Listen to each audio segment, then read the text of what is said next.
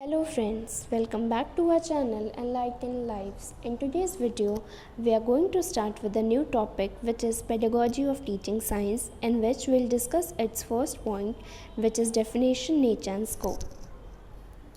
So first we'll discuss about what is science. Science has been derived from the Latin word scientia, which means knowledge.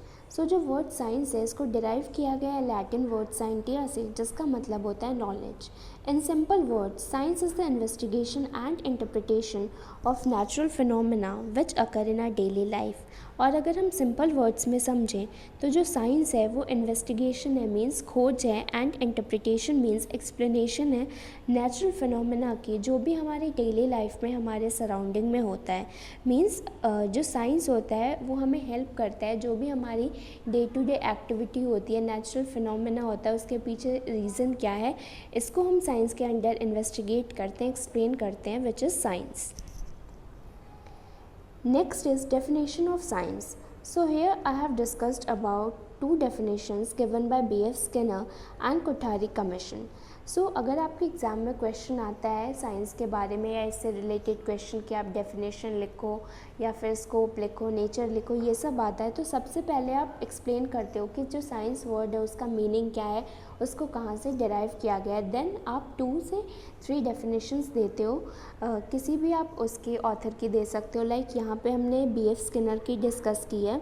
So according to B.F. Skinner, science is the first of all a set of attitudes. It is a disposition to deal with facts rather than with what someone has said about them.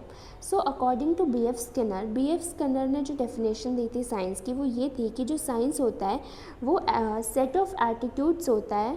इसमें हम explain करते हैं जो भी facts होते हैं उनको, rather than कि किसी ने क्या इसके बारे में कहा है ये बताने के अलावा. मीन्स हम प्रॉपर रीज़न देते हैं, फैक्ट्स देते हैं किसी भी पॉइंट को एक्सप्लेन करने के लिए. एंड एक और चीज़ जो आपको रिमेंबर करनी है, जब आप डेफिनेशन लिखते हो किसी की भी, तो आप उस डेफिनेशन को एज इट इज़ लिखते हो जो भी किसी पर्सन ने दी होती है. इसके अंदर आप खुद से बनाए हुए कोई चेंजेस नहीं करते. According to Kothari Commission, science is universal and so can be. Its benefits, its material benefits are immense and far-reaching: industrialization of agriculture and release of nuclear energy. Next is nature of science. It provides the essential background of knowledge for cultural development. सो जो first nature होता है science का वो ये होता है कि एक बैकग्राउंड देता है नॉलेज के लिए, कल्चरल डेवलपमेंट की नॉलेज के लिए एक बैकग्राउंड सेट करता है जो साइंस होता है. Science is on going, it is continually refining and expanding a Horizons of knowledge of the universe. और जो साइंस है वो एक ऑन गोइंग प्रोसेस है, मीन्स ये कभी भी नहीं रुकता है, एक ये कंटिन्यूस प्रोसेस है जो हमारी नॉलेज को रिफाइन करता है, एक्सपेंड करता है जो भी यूनिवर्स में चीज़ें हो रही हैं उससे related. It helps in developing and fostering the scientific attitude, scientific interest and scientific outlook among children by providing solutions for day-to-day problems.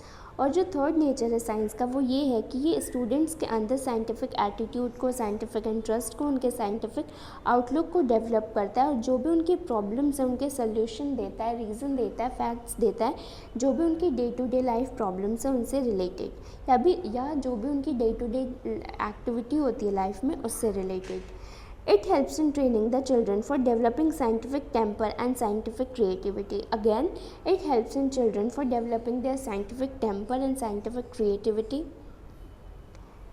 Next is, it stresses the value of open-mindedness, intellectual, honest, creative thinking and dedication. Again, ये students में help करता है उनकी values जो कि related होती हैं open mindedness से, intellectual means उनके mind से, honesty से, creativity से, thinking and dedication उनको develop करने में.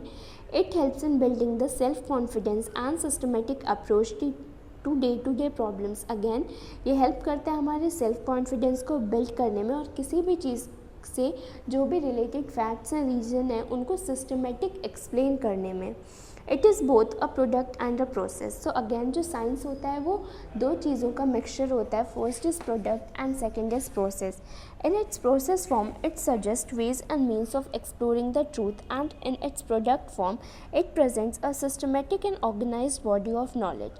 So जो इसकी process form होती है, इसमें ये help करता है, ways देता है, तरीके देता है जो भी हमारे truth हैं उसको explore करने में, और जो product form होता है उसमें ये एक systematic and organized body of knowledge देता है. The process form of physical science is more important than its product form.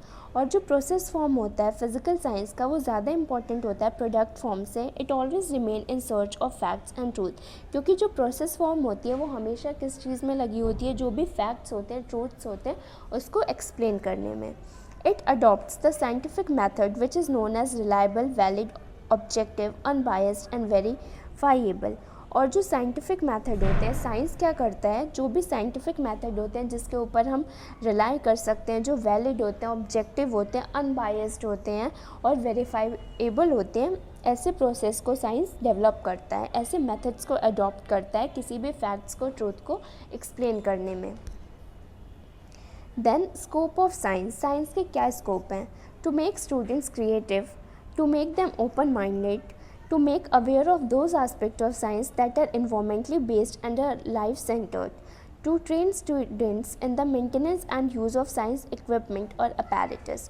So जो फर्स्ट स्कोप है अगर हम स्टूडेंट्स से रिलेटेड देखें तो वो ये है कि वो उन्हें क्रिएटिव बनाता है, ओपन माइंडेड बनाता है, उनको साइंस जो भी एस्पेक्ट होते हैं साइंस से रिलेटेड, इन्वायरमेंटली बेस्ड होते हैं, वो उन सब चीज़ों से उन्हें अवेयर कराता है. जब वो साइंस के बारे में पढ़ते हैं वो स्टूडेंट्स को ट्रेन करता है, जो भी इक्विपमेंट्स या अपैरेटस होते हैं साइंस लैब में उनको यूज़ करने में, कि हम उनका रिसर्च में या इन्वेस्टिगेशन में कैसे यूज़ कर सकते हैं. To emphasize the scientific method which is help in solving problem, और ऐसे साइंटिफिक मैथड्स देता है जो कि प्रॉब्लम सॉल्विंग में हेल्प करते हैं. To develop the power of thinking and reasoning, curiosity and scientific attitude. Again ये जो स्टूडेंट्स की थिंकिंग पावर होती है, रीजनिंग पावर होती है, उनके अंदर जो क्यूरियोसिटी होती है नई नई चीज़ों को लेके, जो साइंटिफिक एटीट्यूड होता है, इन सब को भी डेवलप करने में हेल्प करता है.